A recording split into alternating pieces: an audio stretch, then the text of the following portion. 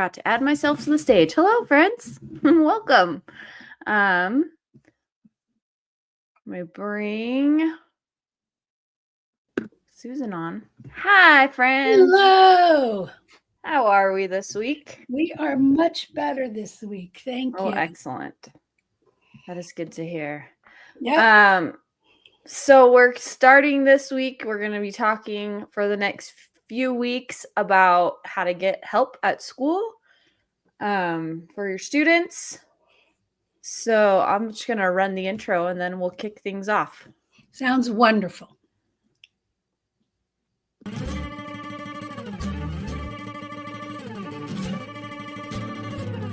Hi, I'm Nicole, and as you have probably guessed, I have ADHD. I live and breathe all things ADHD in my personal, family, and professional life. I have a background in psychology and special education, and I've gained a lot of knowledge over the years about ADHD, what it really is, how it touches every aspect of your life and the life of your child, as well as a wealth of information and strategies for living with ADHD and parenting kids with ADHD.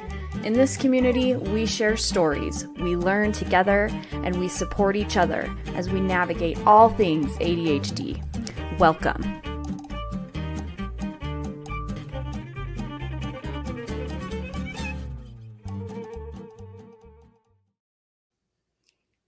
Alrighty. So, this is a big topic.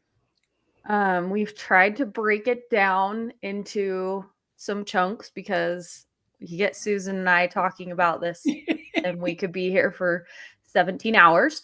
So I don't think anyone wants to sit and listen to me for 17 hours, but we have bathroom breaks because I always need bathroom breaks. Well, sure. Scheduled comfort breaks in there. But yeah. So I figure maybe the best place, we're going to be talking about the referral process today for special education, but I think maybe before we jump right into there, we should talk a little bit about what IDEA and Section 504 are and where they came from, just to kind of start off. So IDEA is the Individuals with Disabilities in Education Act.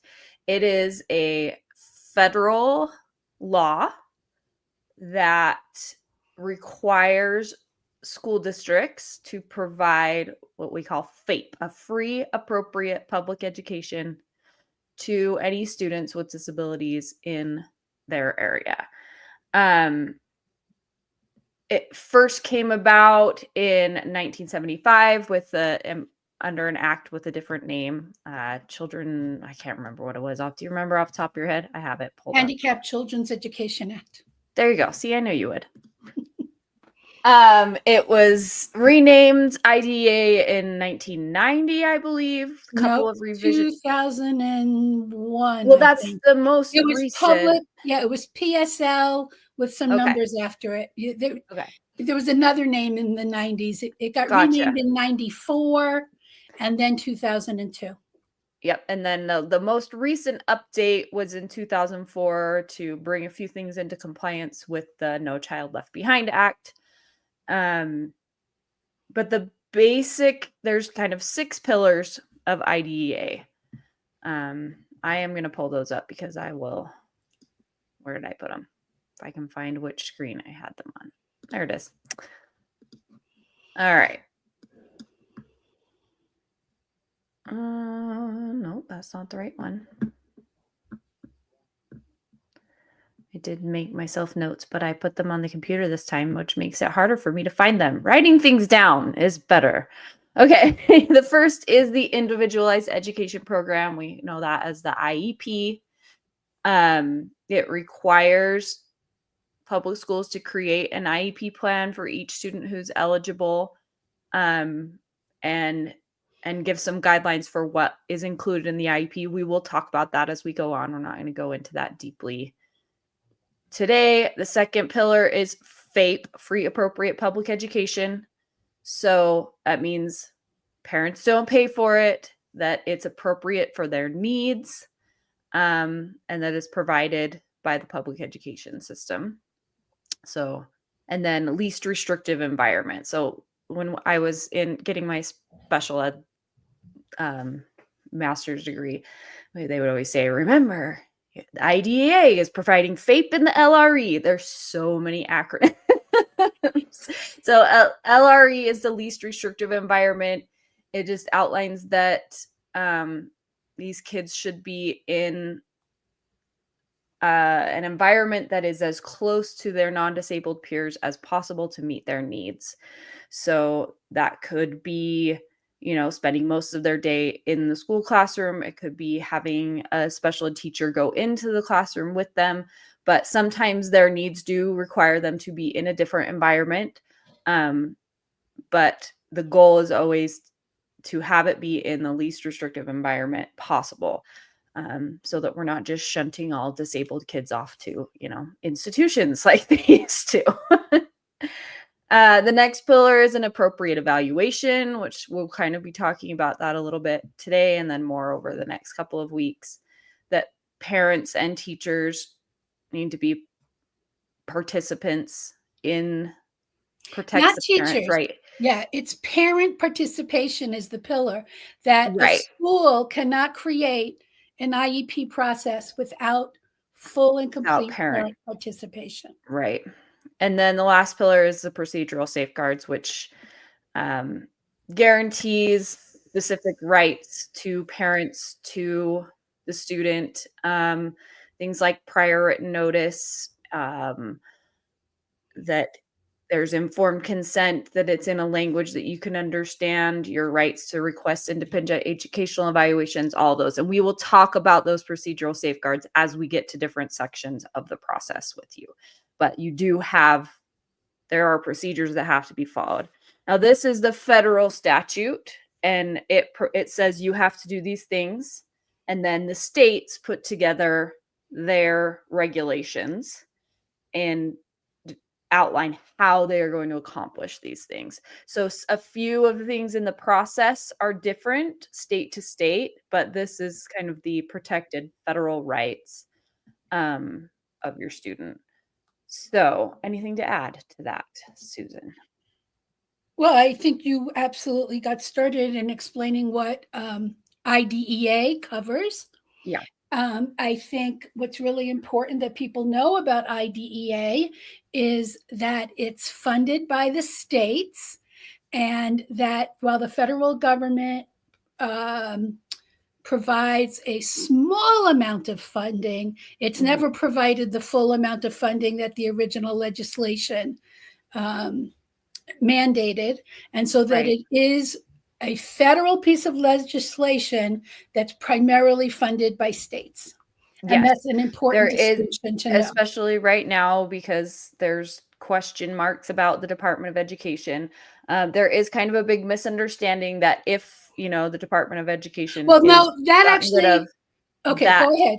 That it would eliminate IDEA, and that is not the case.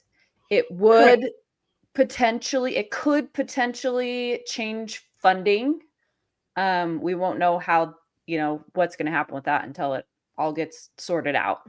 But IDEA is its own piece of legislation. It is something that has been monitored by the Department of Education. But if the Department of Education was gone tomorrow, IDEA is still a law that is required. So yeah, it's irrelevant to what we're discussing here. Right. It's just a topic that, and I know anytime, it's what people are talking about right now is, oh no, what's going to happen with IDEA? IDEA is its own piece of legislation. Correct. It is not dependent on there being a Department of Education. So right. That's all I wanted to say about it. Good. So we can just kind of ease some of those anxieties. The second major piece of legislation that impacts our kids with special needs is Section 504 of the Rehabilitation Act. Right. People just say you have a 504, but that's not exactly what it is. It's part of a federal law called I can't remember what year, 1975, I think, Rehabilitation Act. And Section 504 says that children who have a substantial impairment, it's not the same as what it says in the IDEA. It's a lower standard. But children who have a substantial impairment are entitled to accommodations to allow them to access their education at the same level as their neurotypical peers. Though that's not the language in the law. We didn't come up with the word neurotypical until a few decades after the law was written. Sure. It's And so, non-disabled is usually what they'll say right, too. non-disabled peers. And so in this law, it's very similar to the language that finally ended up in the Americans with Disabilities Act. There's quite an overlap here.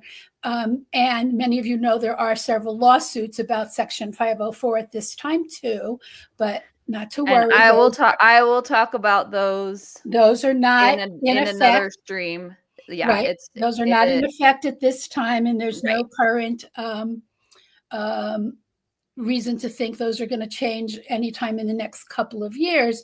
But Section 504 has some of the same safeguards as an IEP, but some not of the same safeguards as an IEP. Basically, this is an accommodations law that works the same as saying a building has to have a wheelchair to allow people, need to have a ramp to allow people with wheelchairs into the building. Right. If you need more time on tests, the school has to allow you more time for you to be able to get out your thoughts because you have slower processing speed, or you're more distractible, or you don't have the attention and energy. And you can recognize some symptoms of diagnoses that Nicole and I have talked about here. However, in more recent years, many school districts have expanded this to allow some related services, such as occupational therapy or speech therapy, because they have recognized that just the child's needs may not require what we call special education, which is what's covered under IDEA.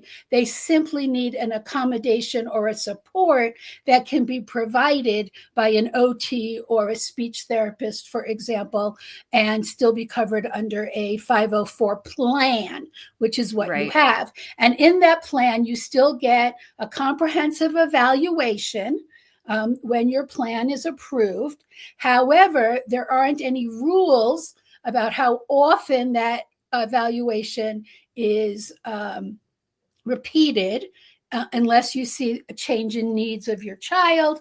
The school has more autonomy in setting up what accommodations your child does and does not have. There's not rules around parental participation, for example. But you do have the ability to make requests and bring in evaluations for the school to consider the same way you do for IDEA evaluations. And so the IEP, which is the plan under IDEA, we're trying to teach you these abbreviations and acronyms here. The IEP, the Individualized Education Plan, is what we call a special education plan that provides programming and interventions and educational outcomes, as well as related services and accommodations.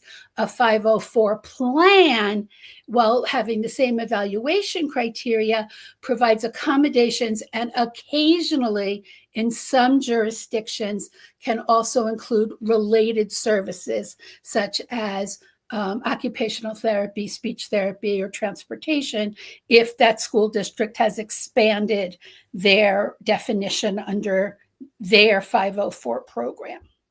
Did I leave anything out, Nicole? I don't think so.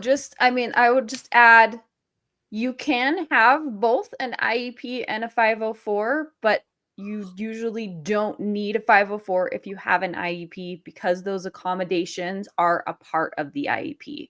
So typically it's one or the other, although you can have both. There's no rules against that. And then the other thing I would say is, let's maybe talk about in addition to those differences between the IEP and a 504, right? So to get on an IEP, to qualify for special education services, and we'll again talk more about this as we go through this process, But the basics are there's a 3-prong test for whether or not you qualify for special education. The first one is, do you have a disability? And that's the same for both 504 and IEP, right? Is there a disability?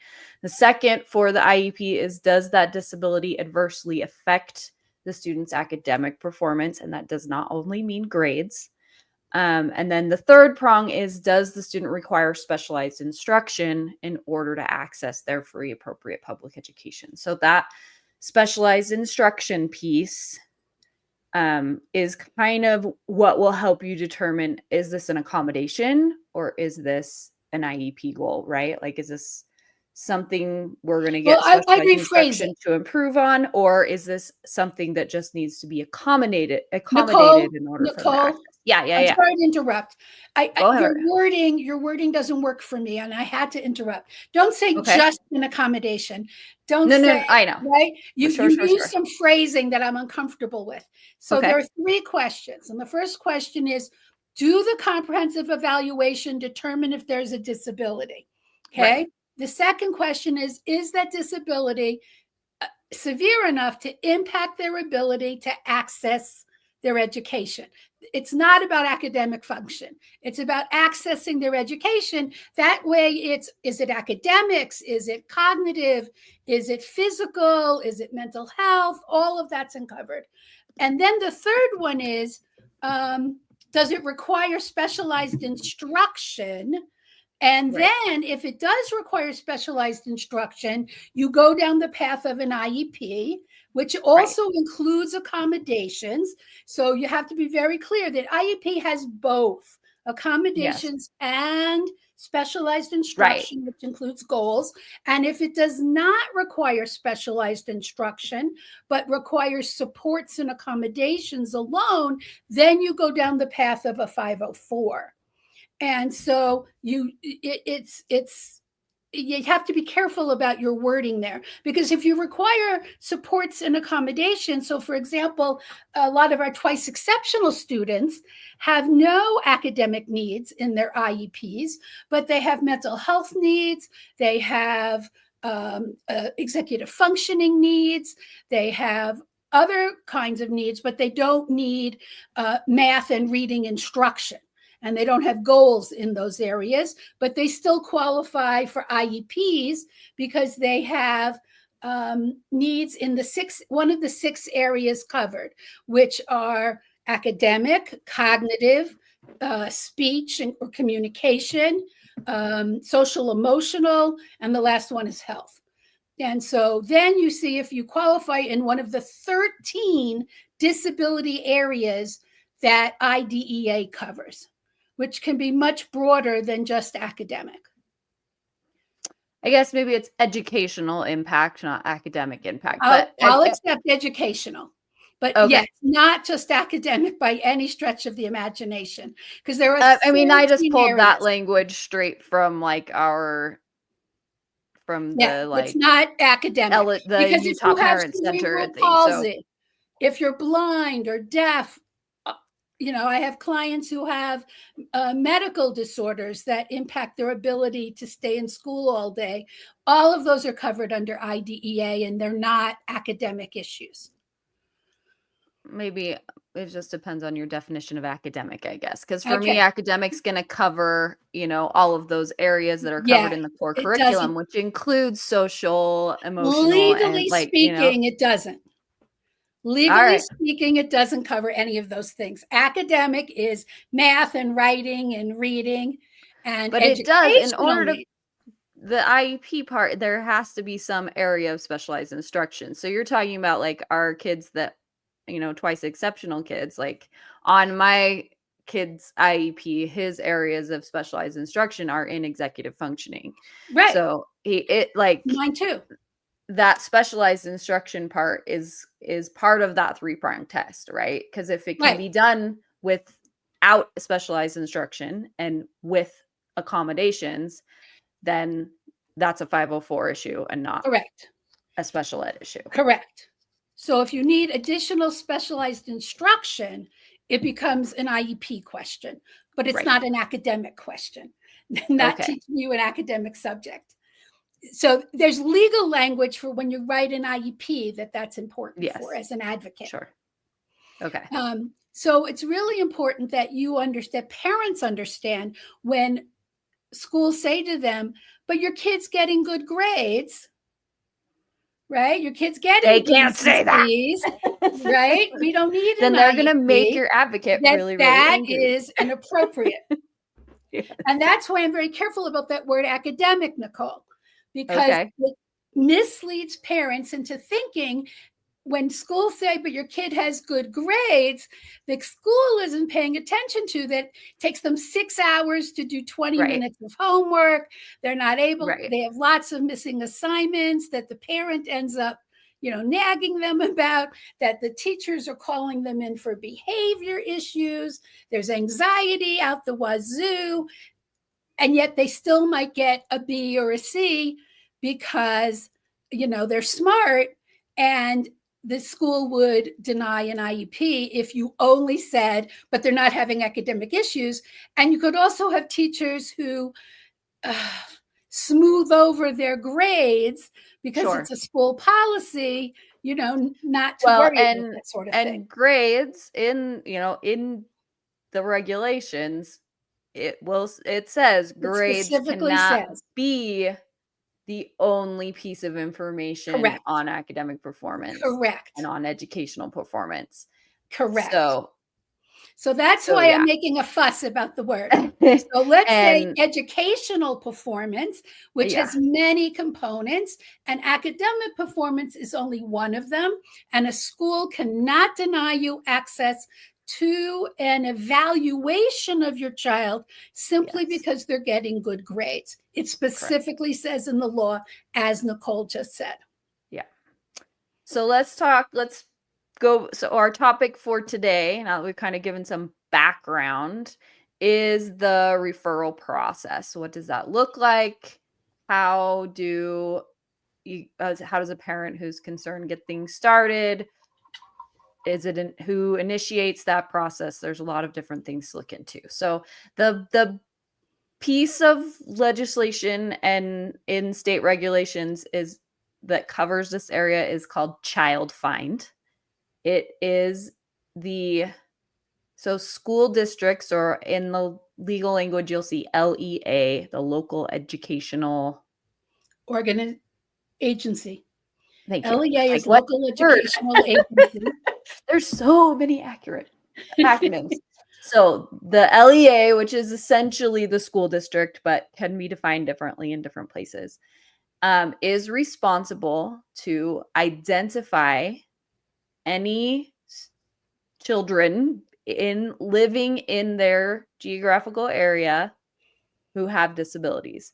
That's homeschooled kids, it's charter school kids, it's public ed kids, it's kids at private schools, right? Any child who lives in their jurisdiction, they're legally obligated to try and identify all kids with disabilities. So there's a process for that. That's the child find rule.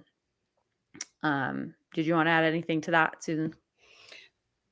Well, it's divvied up by age and yes, assigned to a different agency by state. So in many states, child find is under your Department of Education. In some states, it's in your Department of Health. For example, I know New Jersey and a lot of the Atlantic states do it through the Department of Health, for example. That's just where they got the because funding. child find does not only cover what we call school age children. There's Correct. early intervention services. Birth to 21. Mm-hmm.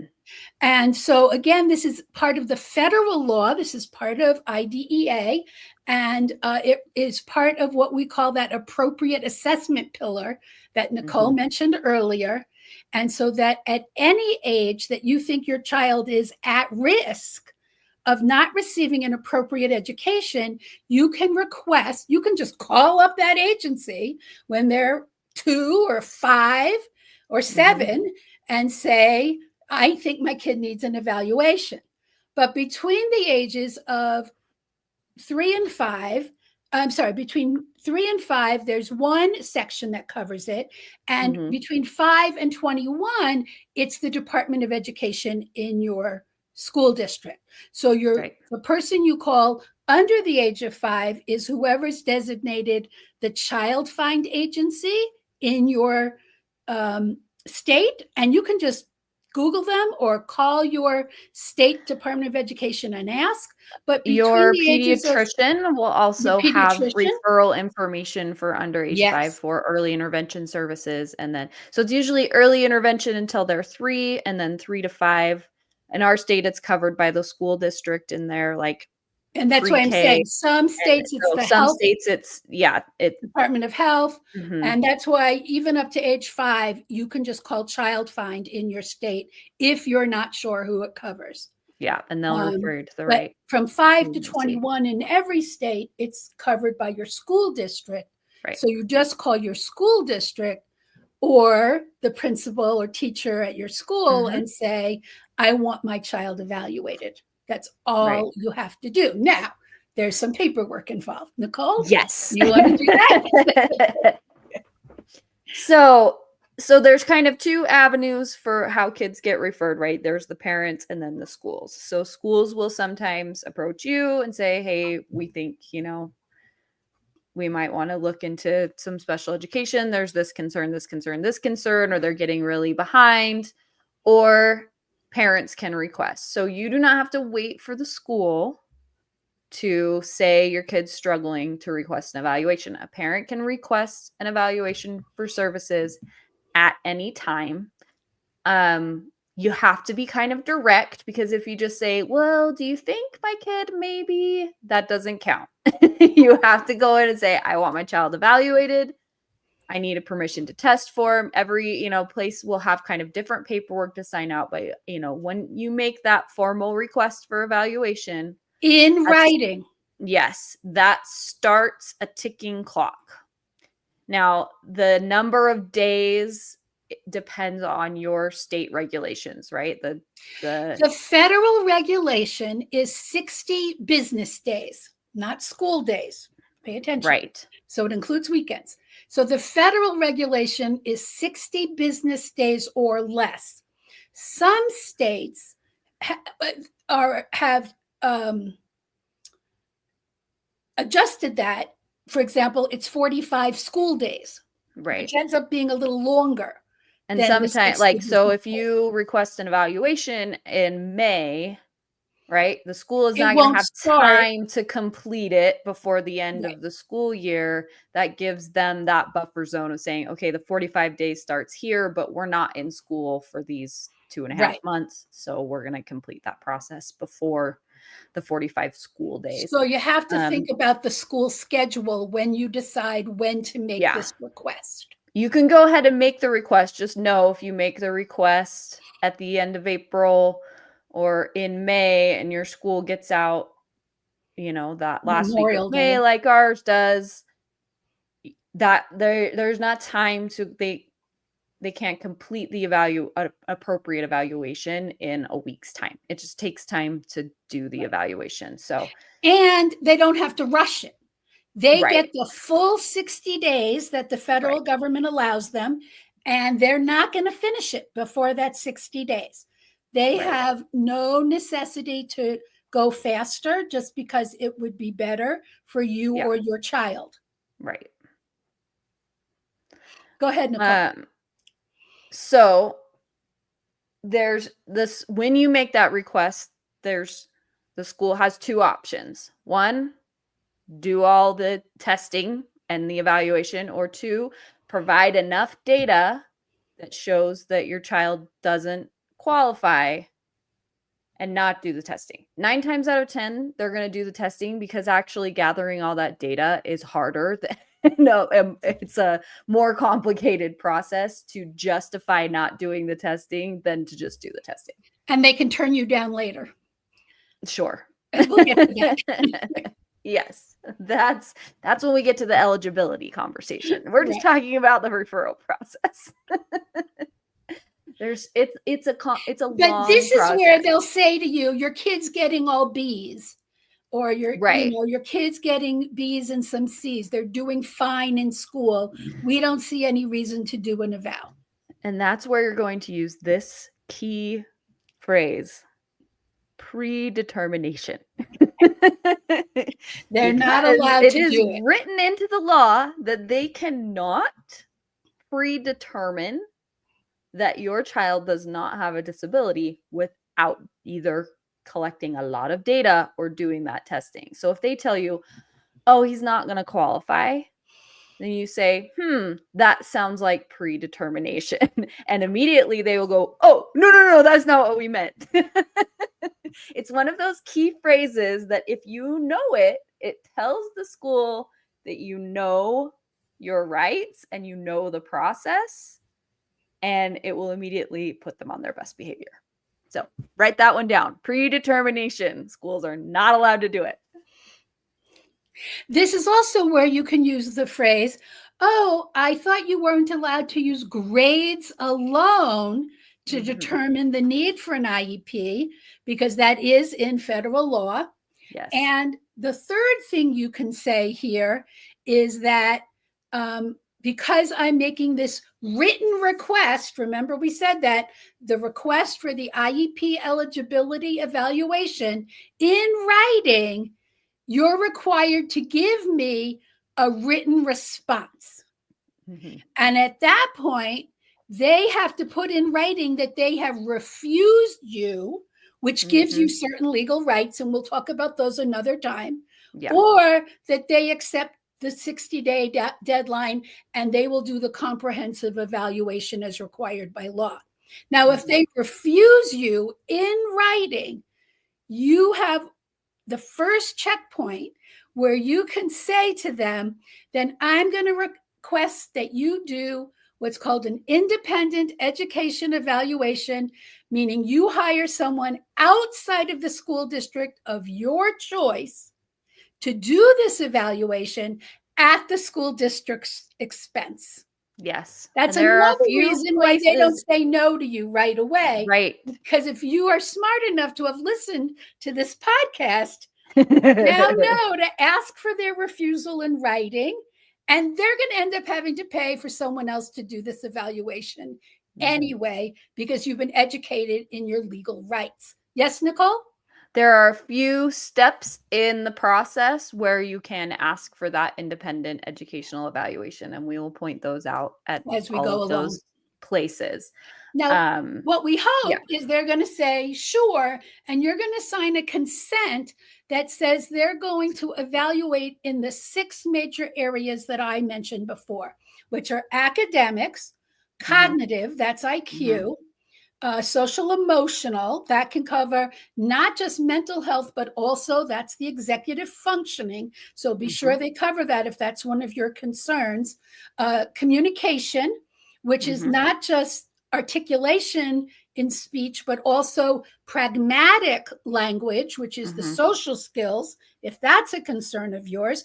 And then in health, they have to look and see what medical conditions your child has that could impact their ability to access their education.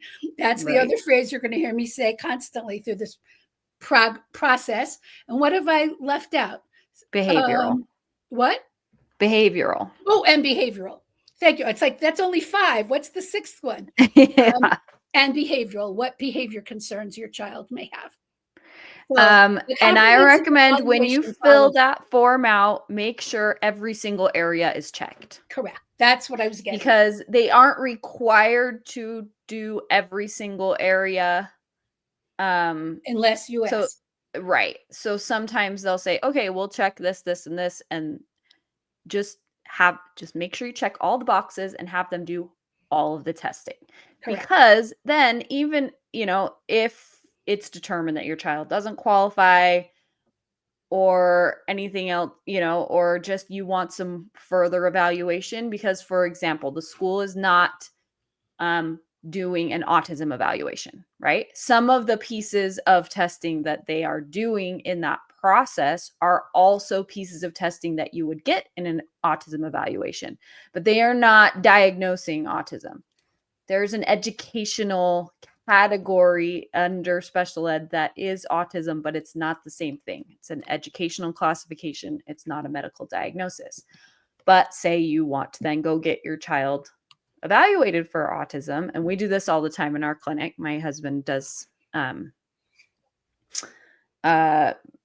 is a neuropsychologist who specializes in autism and ADHD. And we will often tell people if, for example, we don't take their insurance or, things like that. Okay, go to the schools first, get that evaluation done, and bring us all of your testing. And then we don't have to repeat the measures that they've already done. We can just look at the evaluation and see, okay, I want to add this, and this to that testing. It gives you a shorter evaluation, which means it's less expensive for you. So check all of the boxes. I couldn't agree more with this. And the other reason for getting that additional outside testing is if for some reason your school district is known for doing skimpy evaluations. So as an advocate, a lot of clients come to me and say, look at this, the school did such a skimpy evaluation. It is bare bones. And so a lot of families want to do private outside evaluations at their own expense. Let's be clear here, because they think they'll have more information than the school evaluations. But there is a caution here. Not only does the school evaluation cost you nothing, most of the time, it's more than enough to do what you need to get your student services in the school. I mean, it does its job for the majority of school districts. And I've worked in states all over the country, and I belong to an organization with that's national. We have 600 advocates plus attorneys who work with families. So I know that the vast majority of school districts do what you might call a good enough to great evaluation. It's worth for getting their done. Purposes, right? It's worth getting done. It'll get you an IEP.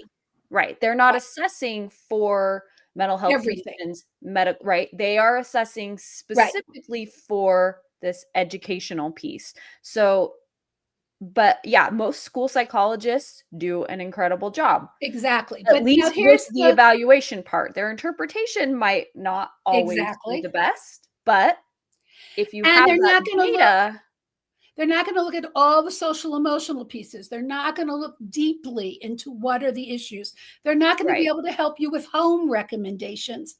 Right. But if you do go and get that private evaluation prior to or even simultaneously with the school doing their evaluation at your own expense, the school district is only required to consider that information.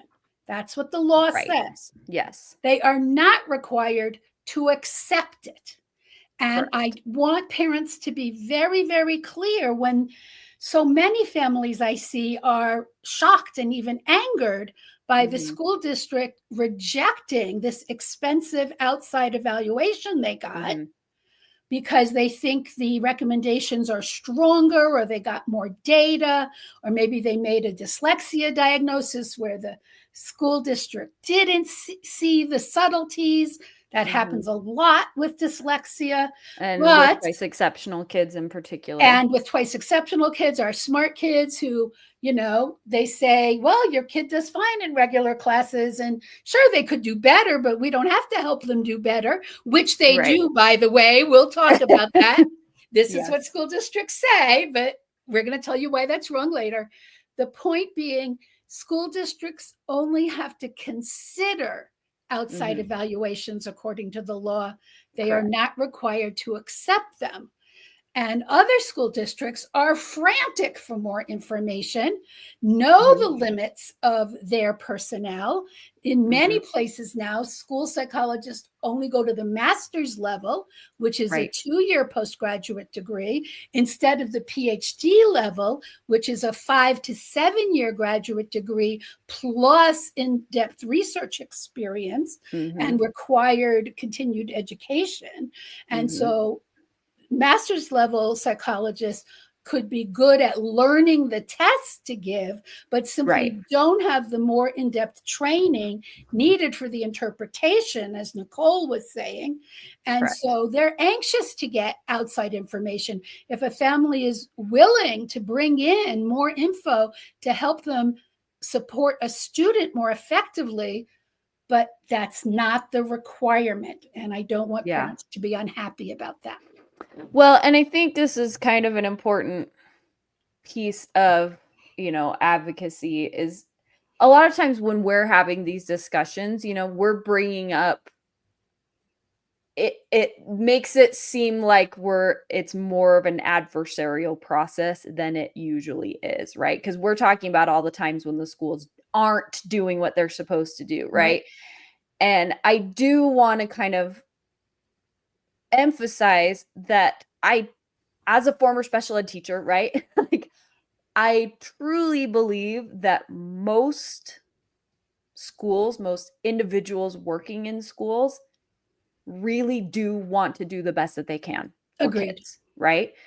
Working in the school system is way too punishing of a system to be in. Being a teacher is way too hard, especially with, limited resources and, that most teachers are really got into teaching because they love teaching, Yeah. because they love kids and they Yeah. want to do what's best for kids. Sometimes they don't always know what is best, and True. sometimes they screw it up. And sometimes there's some admins who are so far removed from the classroom for so long that they do stupid things. And so we want to make sure that you know your rights, that you know the process, that you know what you can ask for, so that if you hit one of those stumbling blocks, you know what to do. But most of the time, the schools really do have kids' best interests at heart. They just get lost in the weeds occasionally. Yes. I'm so glad you said that, Nicole, because, the two of us, we see the families that are unhappy and come to us to get help. Right. Right. But we want to And, tell you, we've had experiences with our own kids yeah, who don't fit in the educational boxes yeah, at all. Even the boxes made for kids who don't fit in the boxes, right? And so I personally have had to do a lot more advocacy than most families because my kids just, they're if 5%, I don't know what the numbers are, but I'm pulling numbers out of my head. If 5% of kids need special ed services, my kids are like the 0.05% within that 5%. They just yeah. don't, the system, even the system The real set up for numbers are much special ed higher. kids, I know, I'm just pulling them out of my head. Okay. I'm sure they are. Like they are the kids who even the system made for the special ed kids doesn't work very well for without some additional advocacy. So, So, what we want to really say to you is we want you to know your rights at each step of the way. And that's what we'll right. be explaining in these next few weeks. We're going to go with you through each step of the process and letting you know what your rights are at each step. So, Yeah. we've told you how to request your evaluation, get your consent for evaluation, and cover all 6 areas. Now, your school district has 60 days or 45 days, depending on your state. But most states have 60 business days, calendar days, to complete their evaluation. And that feels like it takes forever because you've asked for help. It's taken a week or two to get the consent signed. They get 60 days to do that evaluation. And the child's been struggling and it feels like we're wasting a lot of time. But in fact, you have now 6 different people, sometimes more, involved in doing all this testing. This Right. is not like your kid sits down for 3 hours and they test.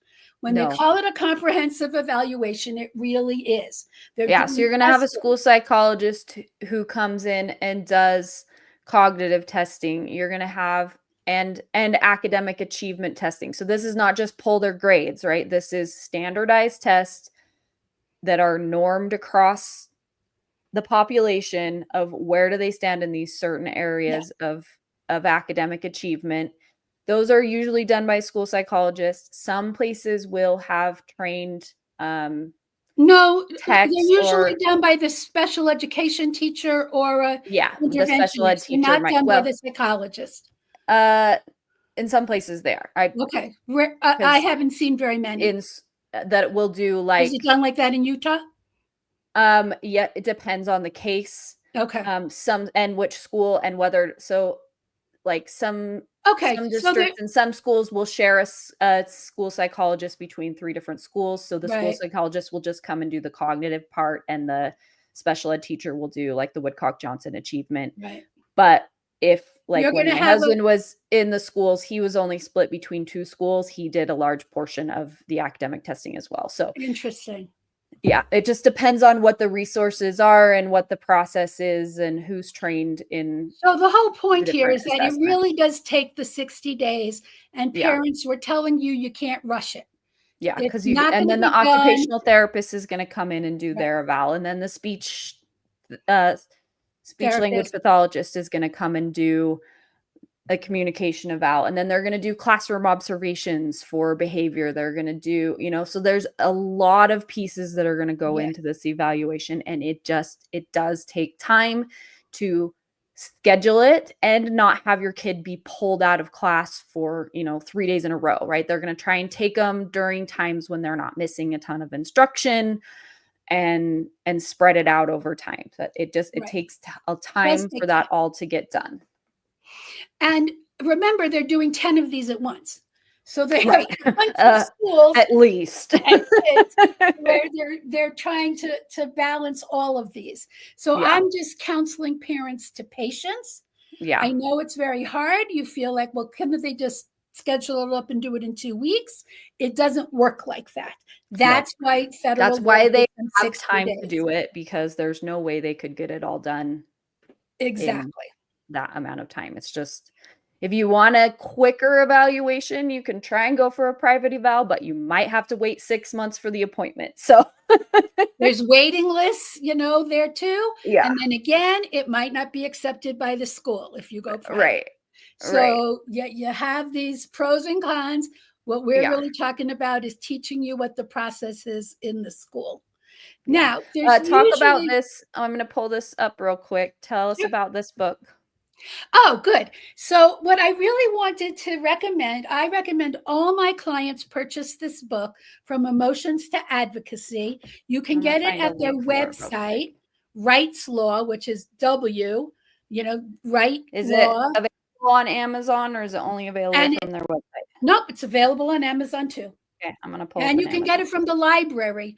I have a lot of clients who just borrow it from the library.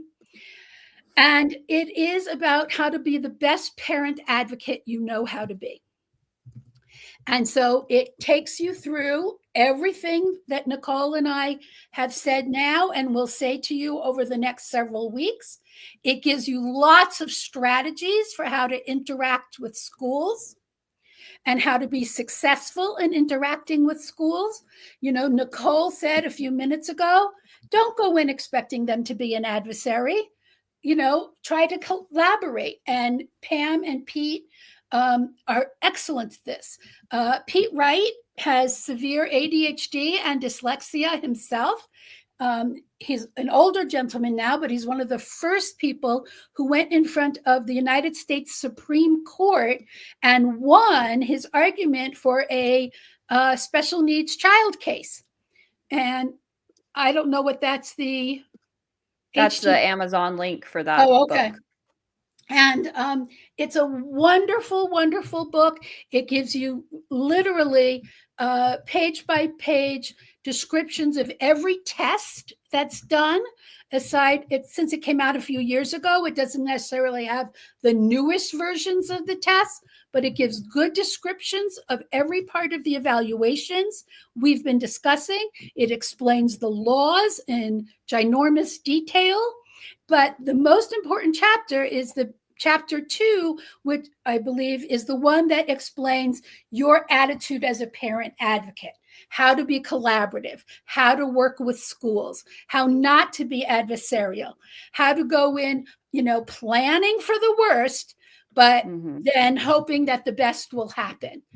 That's my motto as an advocate. In fact, one of my former clients called me with a question just last week and said, I still remember you teaching me that, 12 years ago with my Yeah, first kid, how to, plan for all the problems that could occur, just like we're talking about, but know your rights as a parent. And in addition, in the back of the book is a whole series of letters that you can just copy. The letter you send to request the testing, the letter you send if you have to request outside independent evaluations, the letter you send if they refuse your testing, the letter you send yeah, if you need, each step in the way. There are sample letters in the whole back of the that's book. great. Takes I you need to every grab that step one. of the way. So I really recommend it. Great. I have also put that link for those of you who are on replay crew. It is in the description of the video, so Right. you can find that there. I was going to say something and I lost it. It'll come back in a minute. That's okay. Susan and I really want to give you through this process some of those key phrases that will just kind of put schools on their best behavior. Like I said, they also do this a lot, and sometimes they get into like a routine, right? They get Right. into their like flow, and they might forget little tiny things along the way. If you know these phrases, or if you bring an advocate with you, it automatically like makes them go, oh, I got to make sure that I'm hitting every single point on this and not just, going on autopilot. So, in this section, those key phrases are going to be like, I'm requesting a special ed evaluation. I would like to do that in writing. It is that predetermination word that always makes them go, oh, wait, no, we're not doing that, because that was drilled into us in the special education process when I was getting my license and then getting my master's in special, that like, you are not allowed to do predetermination, because that is the fastest way for a school district to get sued. So Well, and to say things like, I want to get this consent to evaluation form signed as soon as possible. Yes. Make sure all 6 boxes are checked off on there. 6 areas And of every evaluation. school, that is going to be done by a different person. And it's the same for a 504. If you're just wanting accommodations, All because this part is the same. you're just going to say, I would like an evaluation for a 504. In the schools, those are split in, they're required to put them not under the same person. So the special ed teacher is not allowed to be the 504 coordinator. So the schools will have a different 504 coordinator. In our area, it's typically one of the vice principals, but Same here. would also be if your school has a dedicated social worker, or someone else who's not, it's not the school psychologist, because they're part of the special ed department, so there's going to be, but if you ask at the front office, I need to know who the 504 coordinator is, they'll send you to that person. But let me also tell you that if you're not sure whether you need a 504 or an Yes. IEP, you, the parent, doesn't have to make that decision Correct. before this evaluation happens. Correct. So you can just say, I want an IEP eligibility evaluation. That's the phrase. I want a comprehensive evaluation. That's all you have to say. Yes. They do the evaluation. And then next week, we'll talk to you about eligibility and, what happens next, what the different categories are. But the first question you get asked at the end of this evaluation is, was this evaluation comprehensive enough to answer all our questions? Right. And you can say yes. And often I tell my clients to say no, because they've skipped something or they didn't answer some question you had. We'll talk about that. Then you answer questions about, was this because the kid doesn't know how to read? No. Does this kid, didn't get correct instruction in math? No. And then they ask. Yeah, there are other factors that are going to come into whether or not they are eligible. We'll talk about that next week. Right. Is, can your child participate in general education without special assistance? right? And if the team, remember, this is parent participation, your vote is equal to everybody else's on that team. Right. And you're an important part of that team, because I always tell parents, the school, they are the Wait, can I experts just in finish my thought, education. Nicole, Yes. before I lose Yes. it? Sorry. If your vote is my kid cannot participate in school without this specialized instruction, then we go down the IEP route. If the team votes, yes, our kid doesn't need specialized instruction, but only accommodations, then you'll get referred to the 504 team. So I'm only addressing right now the piece about you, the parent, doesn't have to make the decision about whether it's an IEP or a 504 prior to the comprehensive evaluation.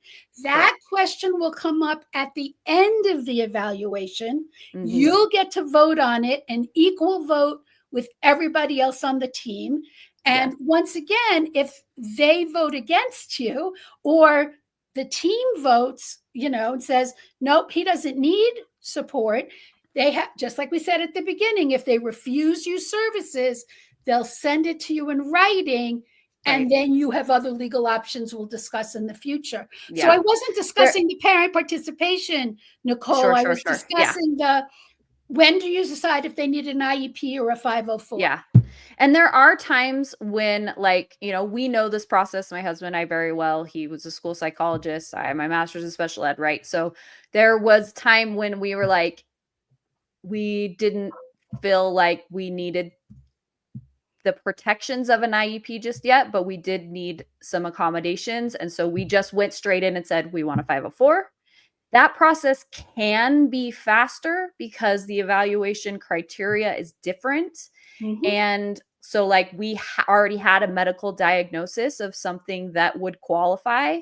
We had their ADHD diagnosis and a letter from their doctor saying they needed some support at school. And we just brought that in, and it was a quicker process. So sometimes the 504 process can be faster than the IEP process if you are in a place where you as a parent feel like, let's try some accommodations first.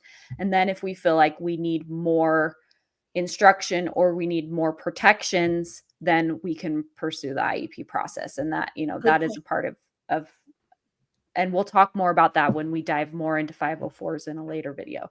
The one thing I did want to say that I didn't mean to interrupt you. I just have ADHD. Oh, no. I never mind when we interrupt each other. So we both get as to a finish parent, our sentences. yes. No. And this is important in this whole process, is that you, the parent, are the expert on your child. Yes. The school is the expert in education, right? That's their lane, and you're the expert on your child, and you are a pivotal part of the IEP team because of that, right? That you are the one who knows your kid the best. They know education, they know delivery of instruction, they know, the school system and all of that, but you know your kid. And so don't allow yourself to be railroaded by these experts, right? Oh, they know better because they're the teacher, but you are also an expert in that room. You are an expert on your kid. And if you do feel like you're in a position where you don't know what's best, or where you feel like you need further support through that process, bring an advocate. There are free advocates available in every district that you can get. You can hire an advocate to come with you. We do it at our clinic. Oftentimes, my husband will go to IEP meetings with clients that he's done evaluations for as another member of the team. You are legally allowed to bring anyone that you want to those meetings that you feel will assist in the process. And that's really, I'm sorry, that's really important, because if you can't afford an advocate, or you don't know, maybe your school isn't going to be adversarial and they're going to be, this is your first contact with the school, and you want to go in and see how supportive they're going to be, still bring somebody with you. Yeah, Please, because that best person, your advice. advocate is not there to just fight with the school, right? They're Right, there to help you understand the right. process. And So, they're someone who is specifically trained in that process, and they will ask questions, and they will, just help you to understand and yes. help you to advocate for your child because they just have further knowledge in this process. But brings anyone with you. If for any Mhm. reason you can't get an advocate, and Nicole and I would both tell you, you absolutely should have an advocate, Mhm. because where other people are experts in curriculum or behavior, we're experts in IEPs. Right. We know the law better than anyone at the table. We know the Mhm. law better than anyone, any teacher, any principal. We know IEP law better than anyone. But if you Right. can't bring someone like us, bring your mother, bring your best Mhm. friend, bring your sister-in-law, and have them take notes for you. Have Right. them with sticky notes. They can pass you a note to ask a question. Have Mhm. an agenda set up. Sit down with them prior to the meeting. See, these are my questions. We can talk about this more. The key thing Yeah. is never go alone to a meeting. Don't feel overwhelmed because there's 8 people on the other side of the table against you.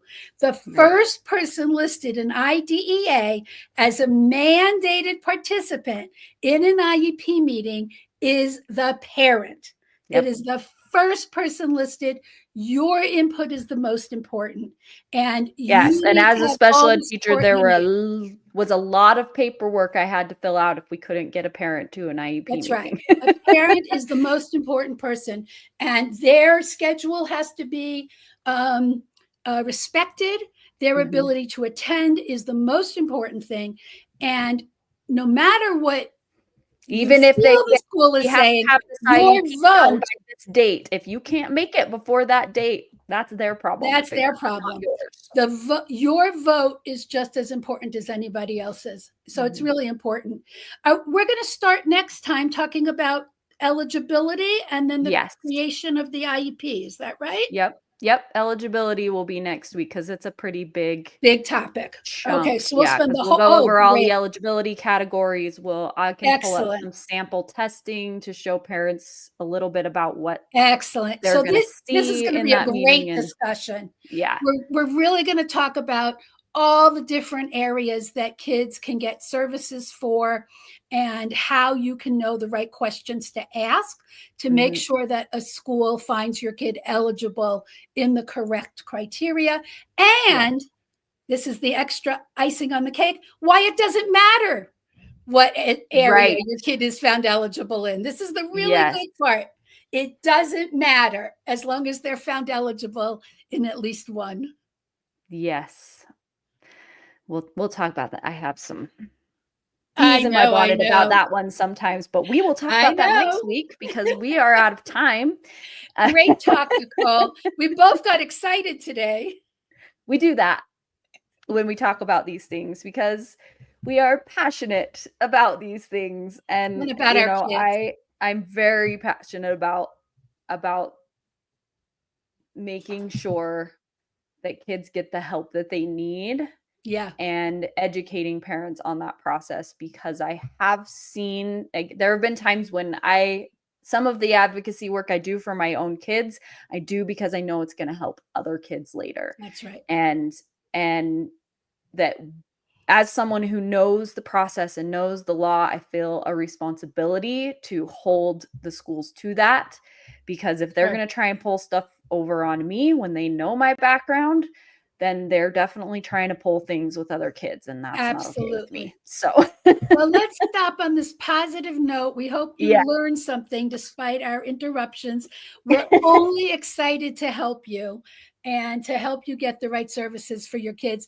Drop us comments when you Yeah, watch this on comments, you can reach out replay. to us here. You can reach out. I've got Susan's contact. Her websites are in the description, so you can find her there if you have questions.